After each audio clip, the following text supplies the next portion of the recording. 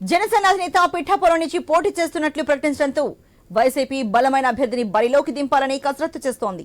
పిఠాపురం నుంచి ముద్రగడను బరిలోకి దింపాలని యోచిస్తోంది. పిఠాపురం నుంచి పోటీ చేయాలని ముద్రగడను ఒప్పించేందుకు వైసీపీ నేతలను రంగంలోకి దింపింది అధిష్టానం.